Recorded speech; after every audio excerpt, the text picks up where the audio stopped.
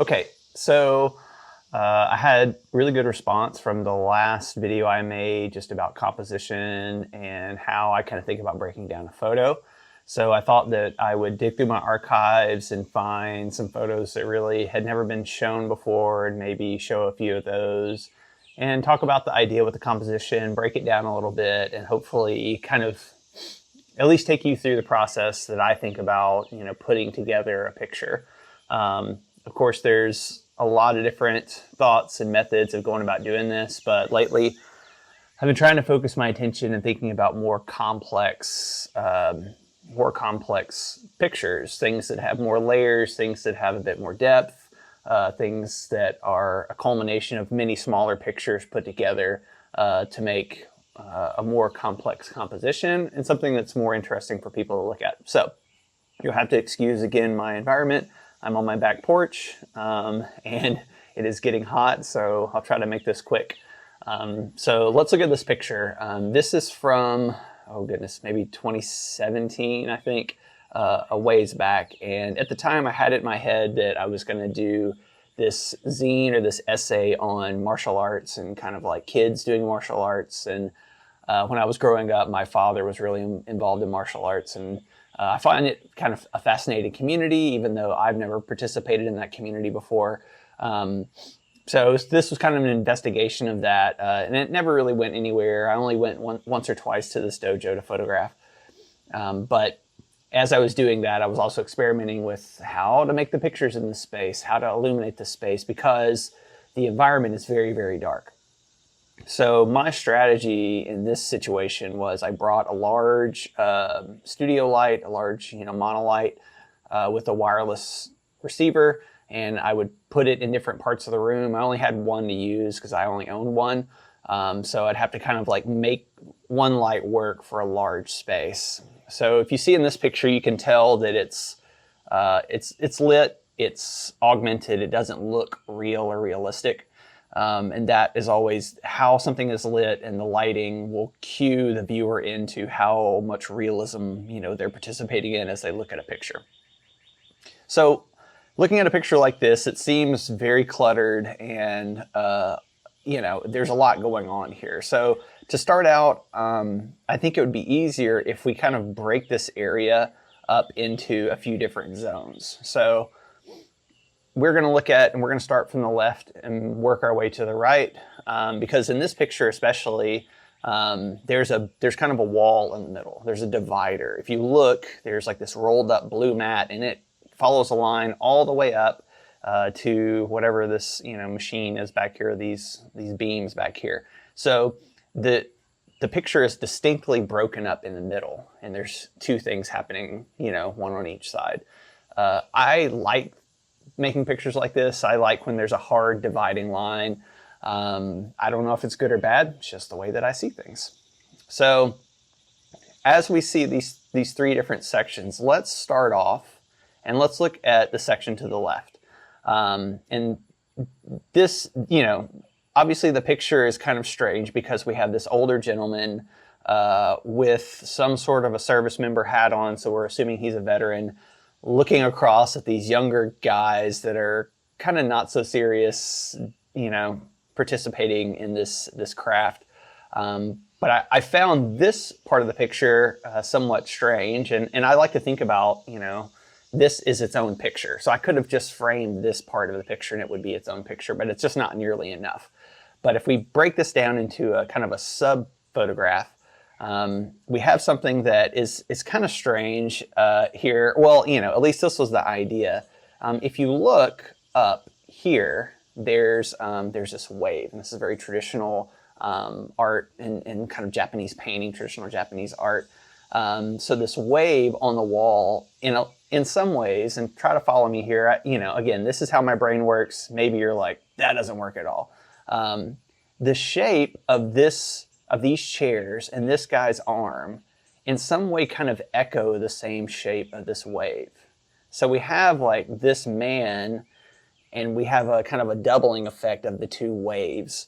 The shape is similar to the wave on the wall, and I think that's a good technique whenever you're composing things is look for approximations, like look for things that are echoing each other, that are different, you know, that you're juxtaposing very different subject matters or different items together. If two things are the same and they look the same, that's not as interesting. But if things look similar but they're very different, that's going to draw the viewer in to make a subconscious comparison between those two things. So we have this older gentleman that is almost like this wave crashing over, or at least some of those shapes somewhat mirror each other. And since I'm, you know, a Westerner, I tend to start reading things from left to right. As I'm reading the photo from left to right, I also notice that there's an invisible sight line. And this is something that works really well in pictures with people that are looking at something else. So in this situation, this older gentleman is looking across the frame, and it keeps the viewer within the box of the frame at the two younger guys practicing. And so I'm drawing kind of a little line. You could just do a straight line, but anytime you see someone in a picture looking in a direction, your instinct is to follow that line, is to follow the direction in which they're looking. So that's one way to keep a viewer looking or moving in a direction. So something that we do psychologically, if you and I are sitting at a table and we're talking, we're having a conversation, and then I look over really fast like that, your first instinct is going to be to turn around and to look in that direction. Because if I look over here, you're going to follow my eye line into that direction.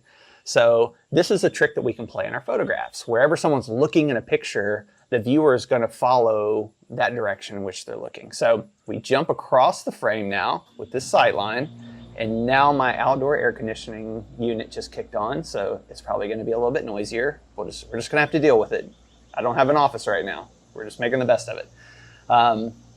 Now, if we look back at our picture, we look across, we have our two kids. So this would be almost like our second frame of the photo. So I could have cropped this down and made this its own frame.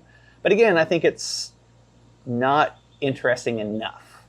And that's why I like to think about making a picture that's almost like a culmination of multiple pictures happening at one time.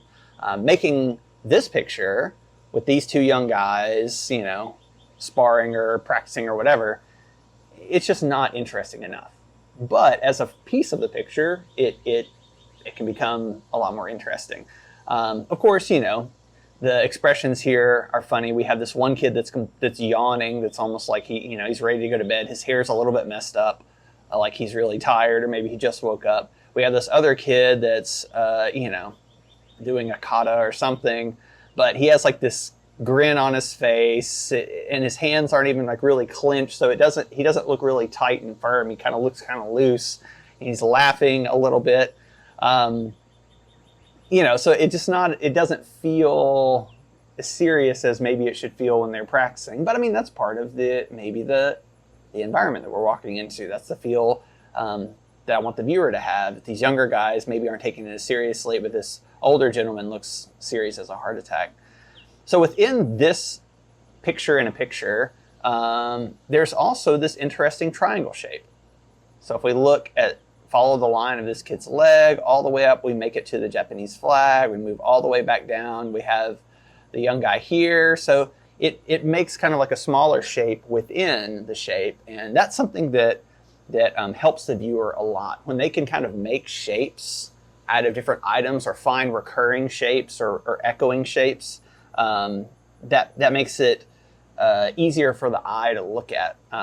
So another instance that's really, really simple is like there's a lot of circles and ellipses around the frame, especially on the right side. And I don't know that I caught all of them, but there's several of them in there that kind of create these little circles that echo each other.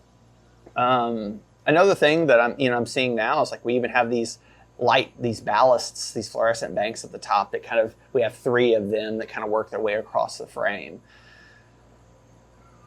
So when I'm breaking down a picture, ideally when I'm in the field making the picture, I'm not thinking about all this stuff. I'm not like, oh, well, look at how this echoes this and this echoes this. A lot of times it's all instinctual. I just roll into the situation.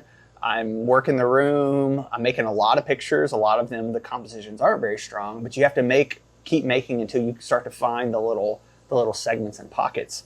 And you know, I'd like to think that if we train our minds, if we're looking at good compositions, if we're looking at great paintings, if we're watching good movies, if we're, you know, participating in looking at other visual art mediums, especially outside of photography, that's going to start to inform the way in which we see composition, the way in which we see forms out as we're photographing, whether it's in nature or it's in, you know, a room or an urban environment.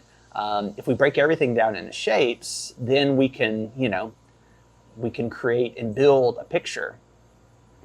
But ideally, I'm just reacting to the situation, and then after the fact, I look at it and I break it down and see, does this work? Do the shapes work? Are there things in this picture that work? So another thing that, you know, like smaller things that I notice is there's this weird shape in the doorway of things like a, you know, some sort of a cloth that's hung up to be a barrier that mimics this one over here that makes an X shape. So, I mean, you know, in a picture like this, there's a lot of little fragments that cause a slight visual interest.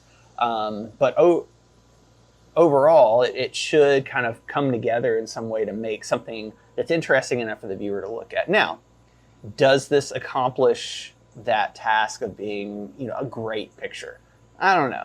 I stumbled back across it after going through my archive, and I was like, well, that's interesting. You know, like there's some things there. There's some little nuggets. There's some things that I don't like about it.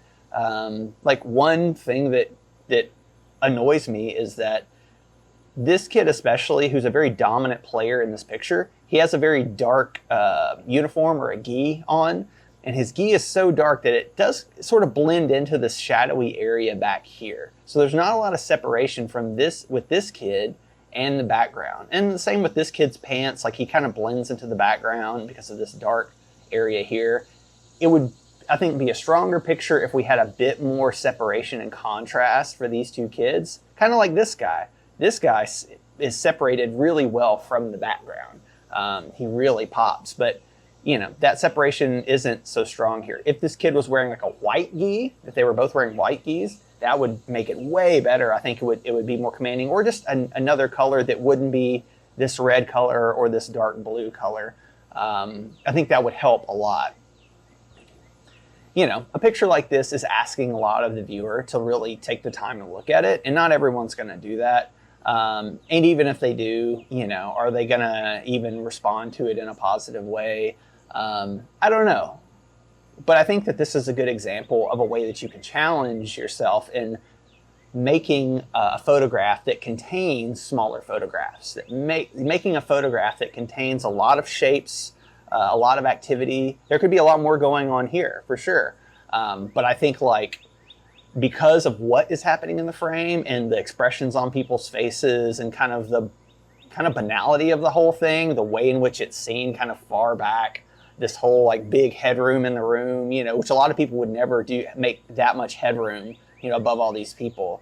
I'm not afraid of that if there are things or content in that space that inform what I'm looking at, that inform the picture in some way, you know, that like this clock here, like aesthetically, why is a clock like this in a dojo? Like it just seems like something from Kirkland's. Like it doesn't fit the aesthetic of the room.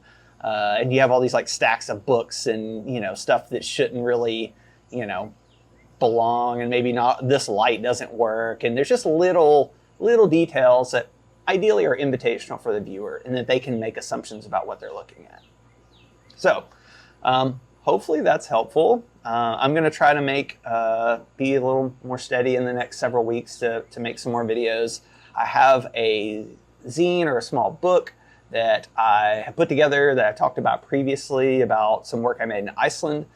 So maybe that'll be the next thing that I show you guys, just an affordable way to publish something yourself, to put it out into the world that is not going to break the bank.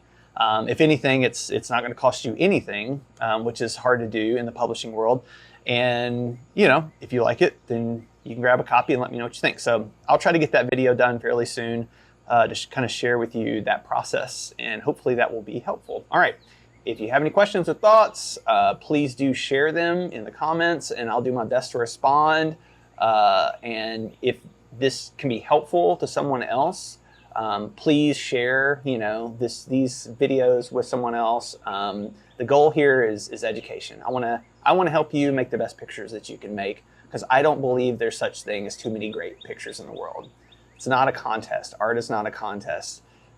Whenever I see wonderful work, it makes me so excited. So if you can share this or help someone else on their journey, I would encourage you to do that. It's very gratifying to help someone make the best work that they can make.